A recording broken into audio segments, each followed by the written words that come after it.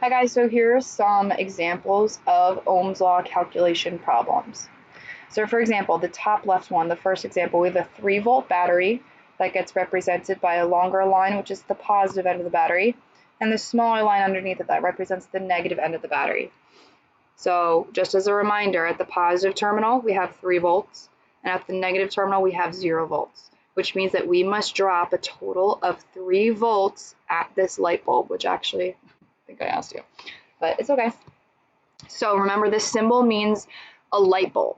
A light bulb is a form of resistance because voltage can drop and escape in the form of escape in the form of heat and light.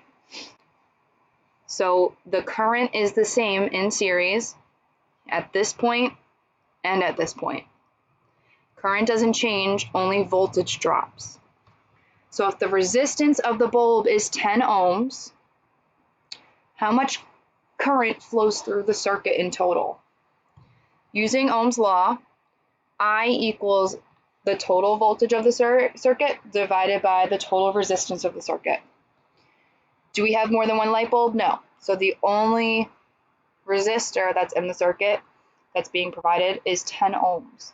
So 3 divided by 10, 3 volts divided by 10 ohms, just plug me into that equation, equals 0.3 amps. And now, in the second one, I have you connecting 2 bulbs, still 10 ohms each, in a series circuit. And I ask, if both bulbs have a 10 ohm resistance, how much current should flow? So I would first write this down, I equals V divided by total resistance, which equals 3 volts, which is the battery's total voltage, divided by 20 ohms, because in order to calculate our total in series, what you do is add them together. If there was a third lamp, you would put plus R3. There's only 2 lamps. So I do R total equals R1 plus R2. 10 ohms plus 10 ohms equals 20 ohms. And so now instead of 10, like with one light bulb, we have to plug in 20.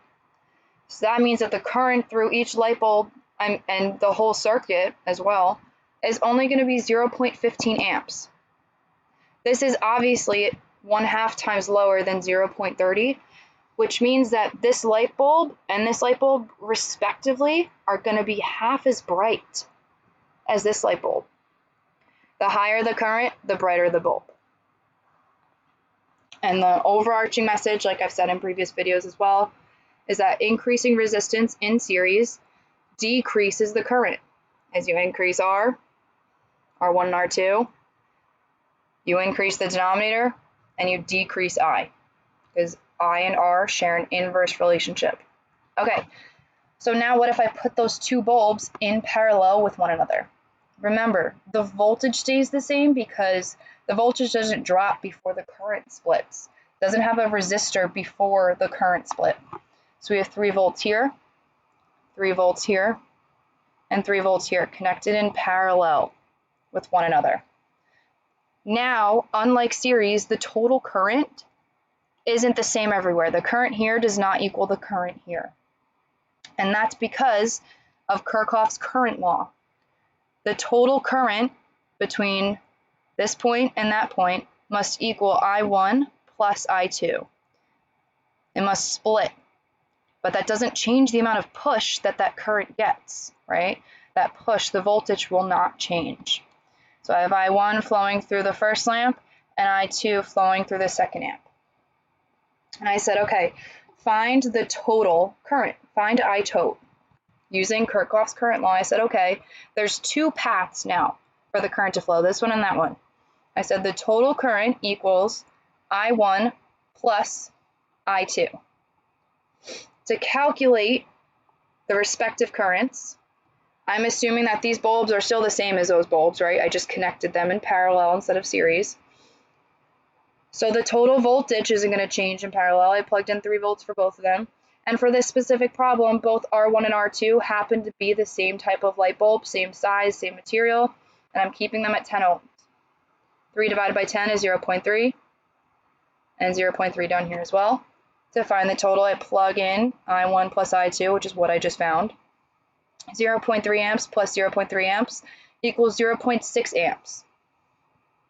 So let's compare the total current between connecting the same two light bulbs in parallel to connecting the same two light bulbs in series.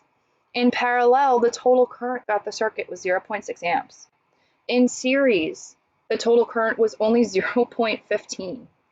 That means that these two bulbs are going to be a lot brighter than these two bulbs that are connected in series because voltage didn't drop and the current was what split. And the total current is the sum of those two respective currents. And so here we go, increasing resistance in parallel. So increasing R1, R2, R3, say if we had another branch, right, we'd have 3 I's to sum up to get the total current. So increasing resistance in parallel increases the total current, which is the opposite of series. Increasing resistance in series decreases the current. And that's because of this relationship, I equals V over R. As R increases, R tote equals R1 plus R2 plus R3. As the R's increase, R tote increases. That's the difference between series and parallel. As R increases here, the total R decreases. For example, the total resistance here was 20 ohms, correct? You just added them together in series. 10 plus 10 is 20. But in parallel, this is our formula. 1 over 10 plus 1 over 10, which is 1 divided by 2/10, which equals 5 ohms. So the total resistance decreases, even though R1 and R2, as you add resistance, right, as you add resistance, you increase the total current. The equivalent resistance will decrease. And as the total resistance decreases, current increases because I and R share an inverse relationship, which means that this statement is correct and validated by our calculations.